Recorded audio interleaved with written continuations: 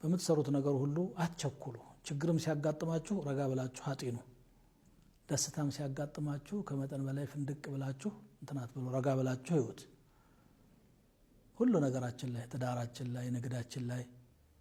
ዒልም ስንፈልግ ረጋ ብለን እንግዲህ ረጋ ቅቤ ይወጣዋል ይላል የኛ ሀገር ሰው ወተት ካረጋ ቅቤ አይወጣውም ለማለት ነው የጅብ ትኩል ቀንድ ይነክሳል ይላሉ የሚጠቅመው ስጋው ሆኖ ይያለ እኛው መቸኮል ያላግባብ የሆነ ቦታ ላይ ሊያቆምህ ይችላልና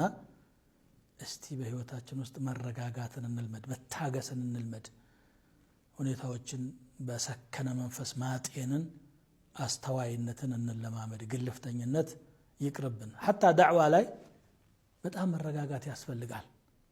አንድ ሙንከር ያየሰው ያን ሙንከር ለማስወገድ ብሎ የሚወራጨውና የሚያጣው አደብ የበለጠ ሌላ ሙንከር ሊያመጣ ይችላል ዝንብ ለማንሳት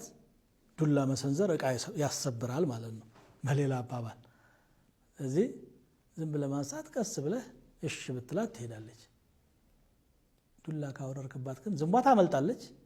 እቃ ተሰብርና በኋላ ተጸጸታለህ ማለት ነው ከመቸኮል የምናገኘው ነገር የለም ከመረጋጋት ብዙ ጥቅም ስለምናገኝ ህይወታችን የተረጋጋ እንዲሆን እናድርግ አላህን መዘከር ስናበዛ ቀልባችን ይረጋል አላ ቢዚክሪላህ ተጥመኢኑ القلوب على الله سبحانه وتعالى አላህን በማስታወስ ልቦች ይረጋጋሉ ብሏል